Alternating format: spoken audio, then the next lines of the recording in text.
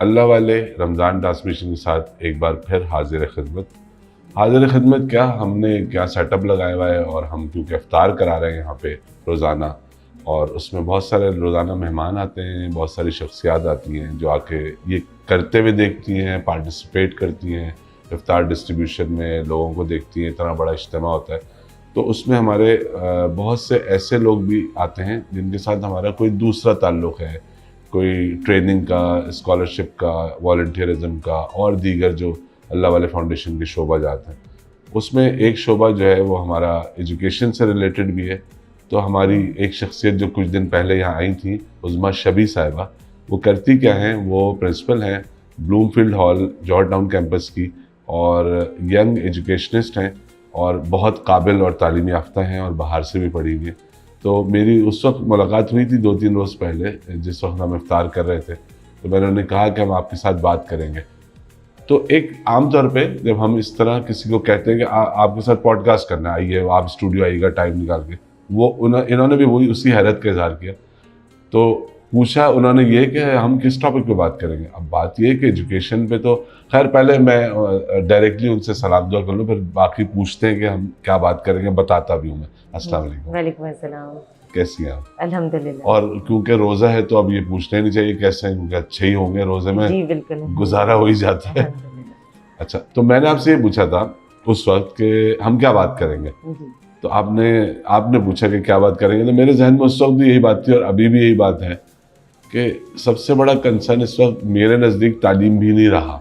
मेरा कंसर्न तो नहीं है अब तालीम, ना स्कूल लेवल पे, हायर एजुकेशन, सेकेंडरी और HEC के हवाले से जो यूनिवर्सिटी और ग्रेजुएशन और इंटर वगैरह जो भी ओ लेवल्स वगैरह हम कहते हैं। इस वक्त सबसे बड़ा मेरा कंसर्न जो है ना, वो जेन ज़ी है। जो बच्चे अभी ओ लेवल्स, ए लेवल्स में पढ़ रहे हैं या अभी यूनिवर्सिटीज़ में पढ़ रहे हैं। जी बिल्कुल। क्योंकि रिसेंटली हुआ ये, अभी एक छोटी सी बात मैं आपका पॉइंट ऑफ व्यू लेता हूँ, छोटी सी बात मैं कर दूँ।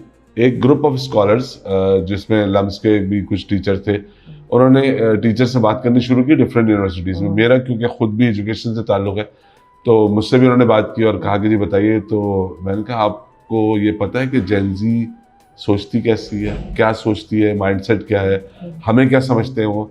तो आपको, क्योंकि आप ज़्यादा क्लोज हैं उन बच्चों से, तो मैं जानना चाहता हूँ वो कौन लोग हैं, ये कबीला है कौन जिसको जेन ज़ी कह रहे हैं? जी बिल्कुल। प्लीज़। अच्छा, जहाँ ये बात आती है जेन जी, और अब तो शायद जेन अल्फा भी आ गई है, हमारी नई जनरेशन जो इस वक्त भी मुख्तलिफ क्लासों में, इस वक्त 6-7 क्लास के जो बच्चे हैं वो जेन अल्फा के ही कहलाते हैं। तो इनकी सोच, इनकी अप्रोच शायद वही बात है कि जिस तरह से हम मुख्तलिफ अदवार में पैदा हुए, वो भी एक मुख्तलिफ दौर में पैदा हुए। तो उस दौर के मुताबिक सिचुएशन, हालात, सर्कमस्टांसेस, हर चीज़ मुख्तलिफ होते हैं। और क्योंकि वो मुख्तलिफ दौर में पैदा हुए हैं तो उनकी अपब्रिंगिंग उसी हिसाब से हुई है। और उनकी अपब्रिंगिंग में सबसे मेजर हिस्सा जो था वो डिजिटल मीडिया का था। यानी उनके सामने हर वक्त मुस्तकिल इंफॉर्मेशन की भरमार थी, बेशुमार इंफॉर्मेशन। हमारे दौर में हमें सिखाने वाले, पढ़ाने वाले, मेंटोर करने वाले, गाइड करने वाले, वो या तो हमारे वालिदैन थे, हमारे ग्रैंड पेरेंट्स थे, या फिर हमारे असातिज़ा थे जी। या बहुत हद तक अगर हम कहना चाहें तो हाँ, हमारे मोहल्लेदार या इर्द गिर्द में पास रहने वाले या रिश्तेदार आप कह सकते हैं। लेकिन जो आजकल की जेन ज़ी हैं, उन्हें सिखाने वाले, बताने वाले मेनली उनका जिसे कहते हैं ना, वालिदैन से ज़्यादा जो अहमियत रखते हैं वो सोशल मीडिया है। क्योंकि सबसे ज़्यादा वक्त वो डिजिटल मीडिया के ऊपर गुजारते हैं।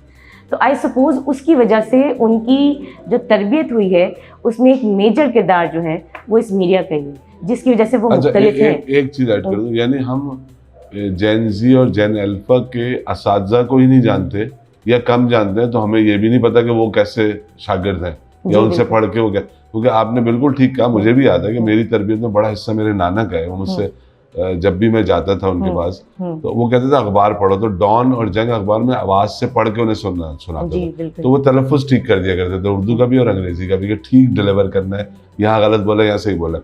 तो आपको पता होता था कौन लोग आपको सिखा रहे हैं, उनकी अपनी पर्सनैलिटी क्या है और उनके पास कितना इल्म है। अभी जो चीज़ वो सीख रहे हैं और जिन चीज़ों से सीख रहे हैं, जिन प्लेटफॉर्म से, हम खुद उससे अब अवेयर होना शुरू है। हमारी जनरेशन के लोग, मैं तो नहीं, लेकिन जनरली लोग बड़ी देर में उन्होंने फेसबुक अकाउंट बनाया या सोशल मीडिया पे आए या जो है वो उन्होंने जानना शुरू किया कि अच्छा ये भी कोई दुनिया है, उस पर ईमान लाना शुरू किया बिल्कुल, कि ये एग्जिस्ट करता है और इस पर ये भी, यहाँ भी कुछ सच्चाई हो सकती है या यहाँ पे भी कोई नॉलेज हो सकती है या इल्म हो सकता है। क्योंकि शुरू में तो सालों तक रिजेक्ट ही करते रहे ना कि झूठ है, यहाँ पे सच कुछ होता ही नहीं। यकीनन झूठ बहुत बड़ी मिकदार में, लेकिन आपने वर्ड किया भरमार का, कि उन बच्चों को जो अभी जेन ज़ी या जेन अल्फा है उनके ऊपर भरमार हुई सोशल मीडिया की इंफॉर्मेशन की। तो ये लोग बन क्या गए अभी इन सारे इतनी बड़ी इंफॉर्मेशन की भरमार के बाद जो इन पर असर हुआ, तो ये इनका जहन है क्या, माइंडसेट क्या है, अप्रोच क्या है, हमें कैसे देखते हैं, दुनिया को कैसे देखते हैं, क्योंकि हमें तो कुछ बताते नहीं है। जी बिल्कुल। अच्छा हुआ ये कि वही जिस तरह सोशल मीडिया की भरमार हुई और इन्फॉर्मेशन की भरमार हुई, अब इन्फॉर्मेशन मुख्तलिफ किस्म की थी, एक ही बात की, एक ही टॉपिक के मुख्तलिफ लोग मुख्तलिफ जब बातें करते हैं तो आप जो आपके ऑटोमेटिकली आपकी पर्सनैलिटी में कन्फ्यूजन पैदा हो जाती है। घर वाले आपके कोई और बात कह रहे हैं, सोशल मीडिया आपको कुछ और बता रहा है, मल्टीपल ओपिनियंस। जी बिल्कुल।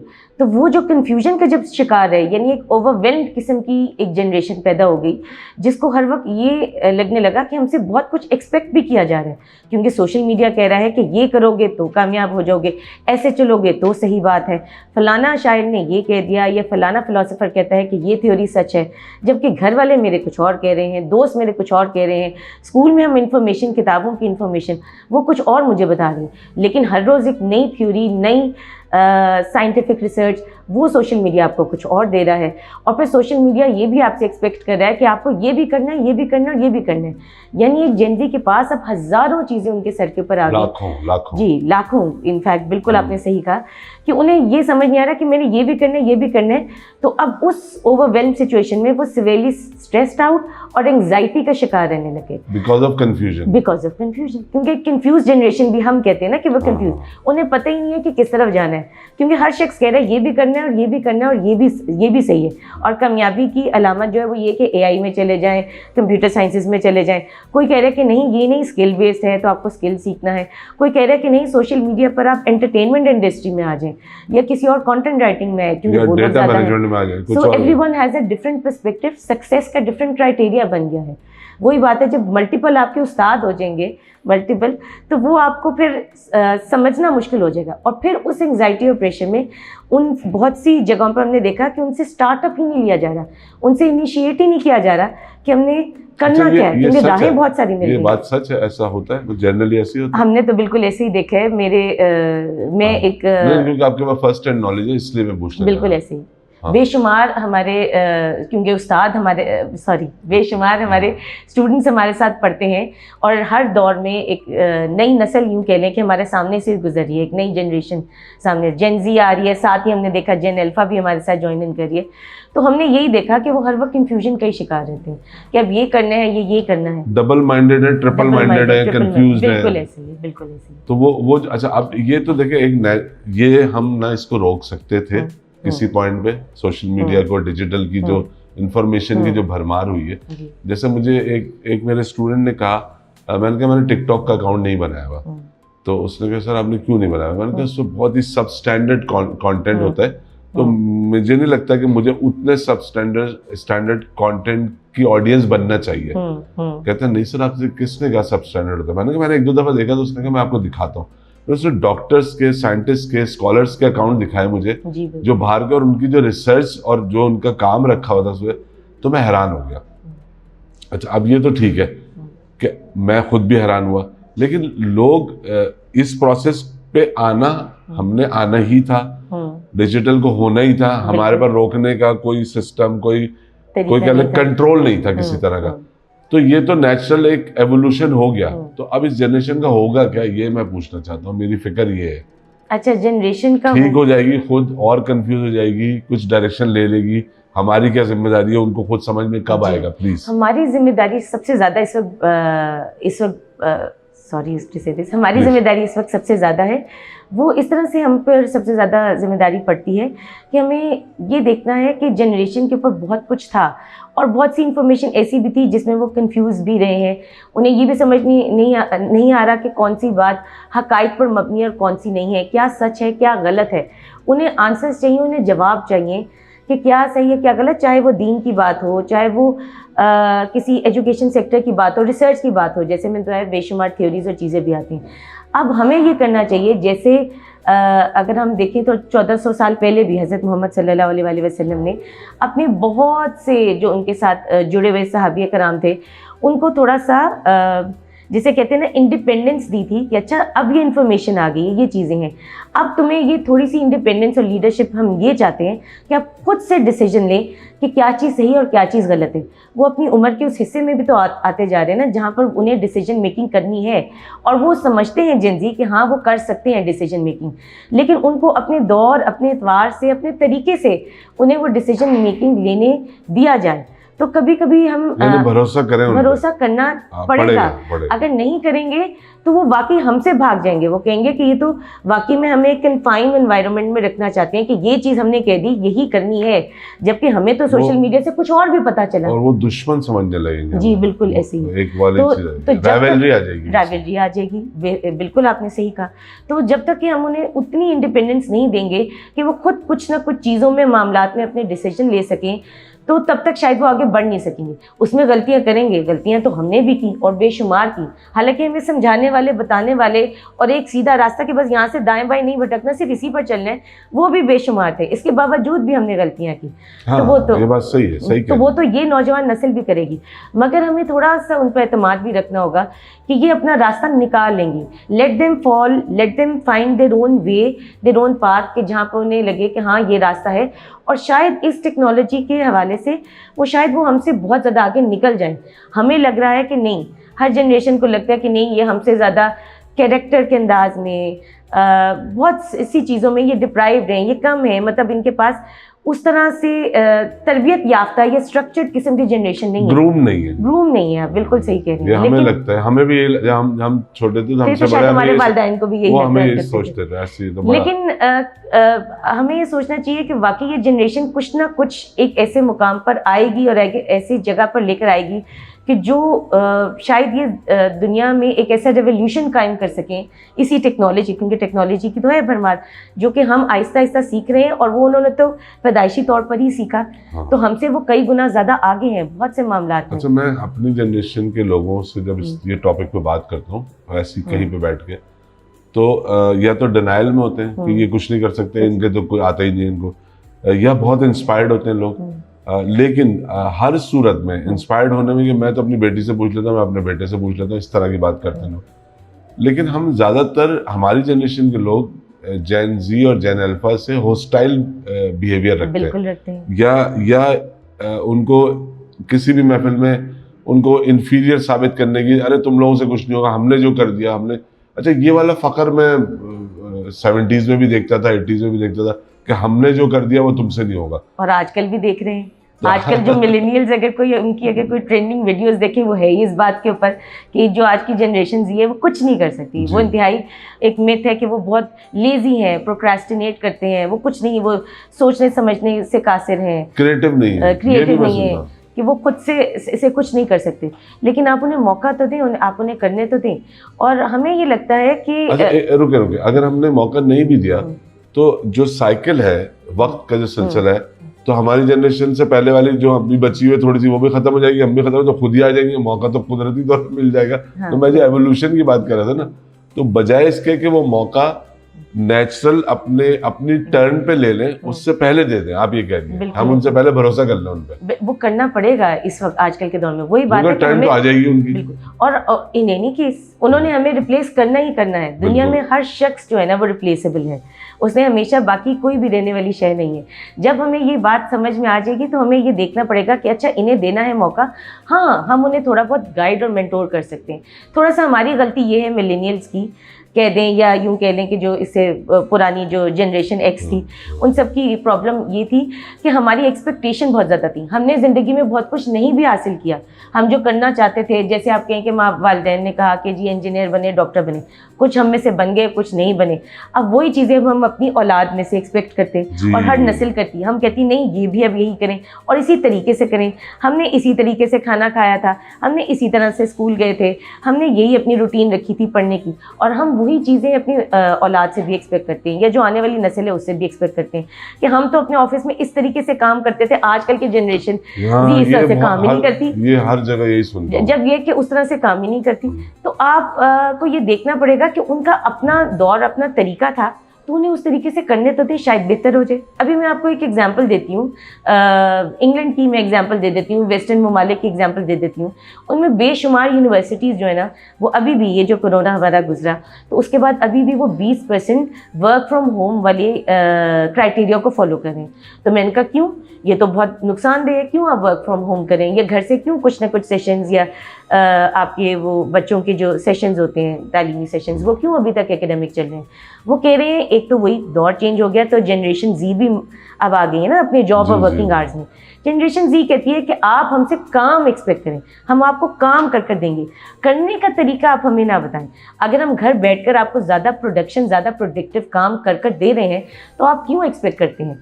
और बहुत से वेस्टर्न जो हमारे, क्योंकि मेरा ताल्लुक एजुकेशन से, उन्होंने ये एक्सेप्ट कर लिया है, परसेप्शन चेंज हो गया जी, उन्होंने एक्सेप्ट कर लिया है कि इवेंचुअली ये हमें अब काम कर कर दे रहे हैं, बस सिर्फ उन्हें ये चाहिए था कि हमें अपने तरीके से काम करने दें। हम ज़्यादा प्रोडक्शन कर सकते हैं अगर हम घर बैठकर रिसर्च कर सकें, अपनी चीज़ों को ज़्यादा अच्छे तरीके से हम एनालाइज कर सकते हैं। हमें टाइम चाहिए, कुछ स्पेस चाहिए कि हम सोच सकें, क्योंकि एनालिटिकल हमने लर्नर्स भी हमने देखा हमारे दौर में जो थे वो बहुत ज़्यादा सिर्फ जिसे कहते हैं ना, हम तो ईमान ले आते थे, जो टीचर कह रहा है जो कहा हमने, जो चीज़ें वो जिसे कहते हैं ना आंख बंद करके बस भरोसा जो है वो चीज़ हमने कर दी।